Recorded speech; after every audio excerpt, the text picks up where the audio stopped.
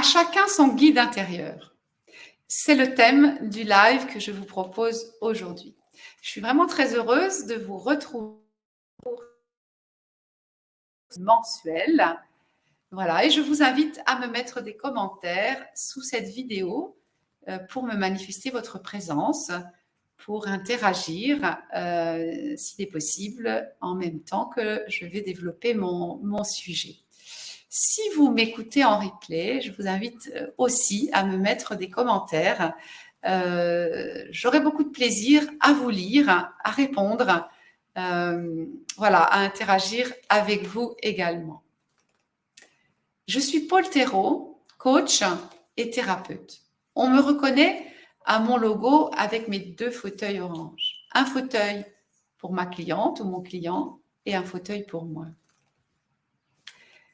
Le guide intérieur, c'est donc le sujet que j'ai choisi de développer aujourd'hui avec vous, un sujet qui me passionne depuis une dizaine d'années, sur laquelle j'ai développé une expertise très personnelle. Voilà, et j'ai envie de vous en livrer un peu aujourd'hui. D'abord, je dois vous dire que souvent, les clients viennent chez moi, se posent et expriment « je suis perdue ». On discute et au bout de 10-15 minutes, il est assez courant que j'entende, je vois, je ressens qu'ils ne sont pas si perdus que ça. En fait, il y a une part d'eux qui sait vers où ils vont, ce qui les appelle, en même temps que c'est une réalité, ils se sentent perdus. Il y a comme un brouillard qui s'est installé et qui les empêche de voir, d'entendre, de sentir ce que moi, je perçois. Alors, je n'ai pas choisi le métier de voyante. Je ne vais pas leur dire voilà ce que je vois, voilà ce que j'entends. Je n'ai pas non plus choisi le métier de conseil, de consultant. Je n'ai pas envie de les aider à découvrir cette voie. Non, je préfère faire un pas en arrière. Pourquoi ? Eh bien, parce que je comprends que si il y a ce phénomène un petit peu de brouillard qui les empêche de voir, c'est qu'il y a de bonnes raisons pour ça. Il y a toujours de bonnes raisons à une situation donnée tant qu'on n'a pas pu commencer à la transformer. Je vais vous donner mon témoignage. Mon témoignage, parce que moi aussi, j'ai vécu ce brouillard, cet aveuglement. Vous voyez, aujourd'hui, j'ai 56 ans et je suis thérapeute. Je sais que je suis profondément thérapeute et que c'est ça que la vie m'invitait à devenir. Mais j'ai eu d'abord 17 ans et un petit peu avant d'ailleurs, au collège. À 17 ans, je me disais, mais qu'est-ce que je vais faire plus tard ? Le malaise de beaucoup de jeunes aujourd'hui avec cette question. Pourtant, dans mon fort intérieur, déjà, je me disais, j'ai de la chance, je suis bien dans mes baskets. Vous voyez, ce qui était déjà important pour moi. À 27 ans, j'étais entrée dans la vie active. J'avais un job et je me demandais un peu ce que je faisais là. Vous voyez, je ne me reconnaissais pas tellement semblable à mes collègues. Et pourtant, j'avais la chance d'être manager. Je prenais beaucoup de plaisir à accompagner mon équipe de 4 personnes, à les aider à développer leurs compétences, à réfléchir à quel job après celui-là, mobilité. J'étais aussi devenue chef de chœur. Sans trop le vouloir, ça m'est un petit peu tombé dessus et je prenais beaucoup de plaisir à être dans ce rôle et à observer en face de moi ce groupe, les comportements différents entre un pupitre et l'autre, la motivation, comment ça marche, la démotivation, qu'est-ce qui se passe. J'avais aussi encore vécu une expérience assez révélatrice. J'avais pas trop le moral, c'était un moment un peu difficile et je me suis trouvée pendant une semaine à côtoyer des personnes qui étaient un peu dans la même situation que moi, pas trop bien, et d'échanger avec elles, de m'intéresser à elles, de prendre soin d'elles. J'étais ressortie complètement requinquée. Vous voyez ? Mais tout ça ne m'éclairait pas encore. À 37 ans, j'avançais dans cette carrière, dans l'industrie, et je commençais vraiment à me demander et après ça, ce sera quoi, hein, toujours aussi clair sur le fait que ce n'était pas vraiment le meilleur endroit pour moi. Et pendant ce temps, j'avais un ami qui avait un projet de construction d'un bâtiment et je me disais, ce serait chouette qu'il y ait dans ce bâtiment un espace où je pourrais recevoir des gens étonnants. Étonnant comme il y avait déjà des éléments un peu précis et en même temps, je ne savais toujours pas ce que j'allais faire plus tard. À 47 ans, j'avais fini cette fois-ci, j'avais même déjà bâti un projet entrepreneurial, je me lançais, j'allais devenir coach professionnel et je n'avais encore pas compris, malgré un deuxième bilan de compétences, ce qui m'appelait. Pourtant, j'étais dans une école de formation à la PNL humaniste. J'étais en train de démarrer un cursus que j'avais l'intention de faire complètement. Et je découvrais là, au bout de quelques temps, que c'était une école qui avait vocation à former des thérapeutes. Incroyable. Moi, je n'avais pas encore compris. Pourtant, 2-3 ans avant, j'avais eu une révélation sur un quai de gare. Je descendais du train où je lisais un livre. C'était le chemin le moins fréquenté. Un livre de thérapeute qui racontait des thérapies. Et je m'étais dit, ah mais c'est ça que je veux faire plus tard. Sauf que dans cette phrase, vous voyez, c'était encore très très vague. Il n'y avait pas ce mot thérapie ni thérapeute qui n'est venu que beaucoup plus tard, quand j'étais déjà en train de me former à ce métier. Incroyable l'aveuglement, comment il peut perdurer malgré tous les signes. Est-ce que ça vous parle? Allez, mettez-moi des commentaires.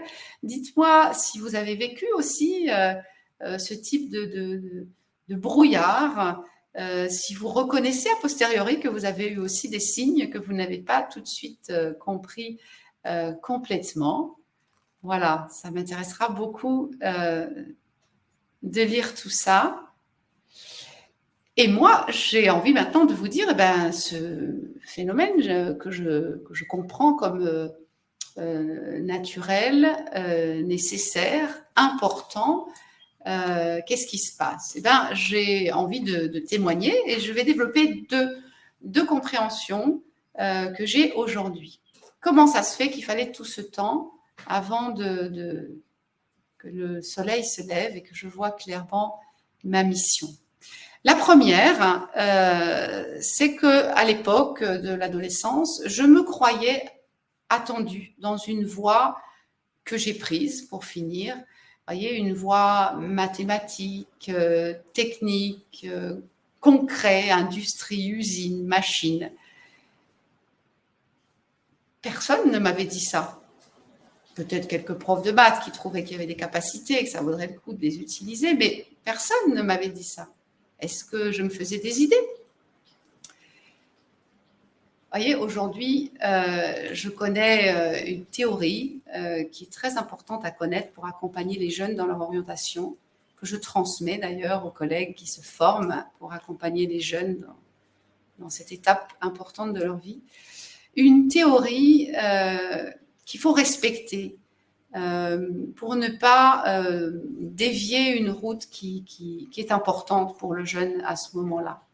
En tout cas, moi, avec le recul, quand j'entends mon père de 82 ans aujourd'hui, la fierté qu'il exprime de chacun de ses enfants, je me dis, ah oui, je ne me suis pas trompée. Ce message un peu confus, il était bien réel, vous voyez. Ce qui rend mon père fier de ses enfants, fier de moi, c'est ce côté très concret. Le plus beau cadeau que je lui ai fait, c'était de l'inviter à visiter ces usines sidérurgiques, les poches de fonte en fusion, l'acier incandescent, voilà. Grande fierté. Et c'est important, la fierté d'un père. C'est important, très important pour la construction de l'estime de soi. Tout ça, je ne le savais pas, vous voyez, c'est des choses que je relis aujourd'hui.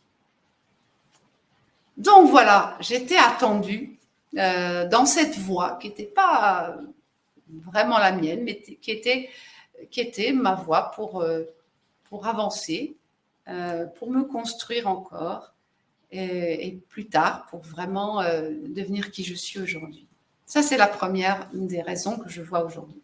Il y en a une deuxième, c'est qu'il me fallait ce temps c'était important que je n'aille pas trop vite. Il me fallait du temps pour quoi? Il me fallait du temps pour travailler sur moi avant d'accompagner les autres. À vrai dire, dans les métiers d'accompagnement, c'est la moindre des choses. D'abord, de travailler sur soi avant de prétendre accompagner les autres, sans quoi il manque un peu de clarté, il manque un peu de recul. C'était important pour moi et vous voyez, je l'ai formulé avant 30 ans quand dans un bilan de compétences, on m'a demandé d'exprimer mon projet de vie. J'ai dit l'épanouissement des personnes a commencé par le mien. Vous voyez, là encore, comme il y avait cette intuition très, très lucide, même si c'est seulement a posteriori que je vois à quel point c'était juste. Et j'ai fait ce temps de travail pour mon propre épanouissement avant de devenir une personne qui accompagne les autres dans leur épanouissement. J'avais besoin de quoi, par exemple? Eh bien, j'avais besoin de redécouvrir à quel point la liberté intérieure est importante pour moi. Ça fait vraiment partie de ma personnalité. Alors que dans mon enfance, j'ai commencé par être une petite fille sage, très disciplinée, une bonne élève. Voyez, et ça a été précieux, là encore, de passer par cette étape-là. Ça m'a donné beaucoup de bénéfices, les belles études que j'ai pu faire, les belles compétences, la belle estime de moi que j'ai pu construire au travers de cette façon de fonctionner. Mais ce n'était pas complètement moi, pas vraiment moi. Des compétences à développer avant de trouver vraiment qui je suis, une personne beaucoup plus libre. Et aujourd'hui, j'ai fait ce chemin, ce qui me rend beaucoup plus à même d'accompagner les personnes à trouver leur route, à faire le tri entre ce qui était bon pour elles et ce qui est vraiment elles. Je le dirais encore avec d'autres mots aujourd'hui, des mots qui sont plus récents dans mon propre développement. Moi qui ai très tôt réfléchi qui je suis, comment je fonctionne, qui est très tôt appris à mettre des mots là-dessus, à parler de moi, à affirmer qui je suis. Et c'est très précieux d'avoir fait tout ce chemin-là. Et pour une part, c'était très juste. Et en même temps, des décennies après, je me rends compte que pour une part, c'était assez faux aussi. Vous voyez comment on peut se mentir à soi-même et comment on découvre tout ça par la suite. Alors voilà, j'ai pris ce temps et ça me rend plus vigilant, plus capable aujourd'hui, en tout cas je le pense, d'accompagner des personnes qui sont encore parfois dans des mensonges qu'elles se racontent à elles-mêmes avant de pouvoir aller plus loin. Alors, qu'est-ce qu'on fait avec tout ça? Allez, racontez-moi en commentaire comment tout ça résonne pour vous. Est-ce que vous aussi, vous trouvez des bonnes raisons d'être passé par là où vous êtes passé? C'est important de positiver a posteriori, de voir à quel point ça nous a construit, à quel point c'est précieux. Et venons-en maintenant au guide intérieur. Je vous ai dit que ma vocation n'était pas de dire aux gens ce qui était bon pour eux, ni même de les aider, on pourrait le croire, à trouver tout de suite ce qui est bon pour elles. Vous voyez, au risque d'être un peu dans un rôle de consultant en orientation, moi, je préfère vraiment être en coaching d'orientation. D'abord, passer par l'étape recontacter son guide intérieur. Qu'est-ce que c'est que ce guide intérieur? J'aide les personnes à se remettre en contact avec des moments où elles ont ressenti cette belle évidence que c'est ça la bonne décision, que c'est par là qu'il faut que j'aille. Elles trouvent toujours, vous voyez, c'est peut-être pas tous les jours, c'est peut-être pas en ce moment puisqu'elles viennent me dire qu'elles sont perdues, mais elles reconnaissent où elles ont vécu cette sensation très agréable de savoir. Voilà, sans aucun doute à cet instant-là. Et je les aide à découvrir à quoi ça ressemblait, cette sensation d'évidence. Comment leur personne, leurs ressources leur parlaient. Est-ce que c'était un cœur qui bondit comme ça, tout d'un coup? Est-ce que c'était un coup de poing sur la table qui dit « c'est parti, on y va » ? Est-ce que c'était tout d'un coup un flash ou une petite phrase qui montre la voie? Voilà, voilà la porte d'entrée dans le modèle que je propose à mes clients d'explorer, un modèle dont j'ai fait vraiment mon expertise aujourd'hui, que j'approfondis au fil des rencontres et des accompagnements pour guider toujours mieux les personnes à découvrir ce guide que je viens d'évoquer, voilà, comment il se manifeste.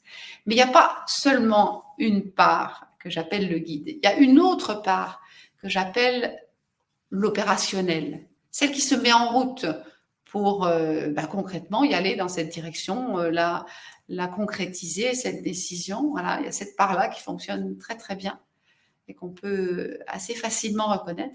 Et puis encore une autre part, une troisième part que j'appelle le veilleur. Vous voyez, cette part qui, quand tout va bien, reste assez discrète et juste veille à vérifier que on est dans la bonne voie. Elle envoie un petit signal de temps en temps. Ou au contraire, halte là, il faut reconsidérer les choses.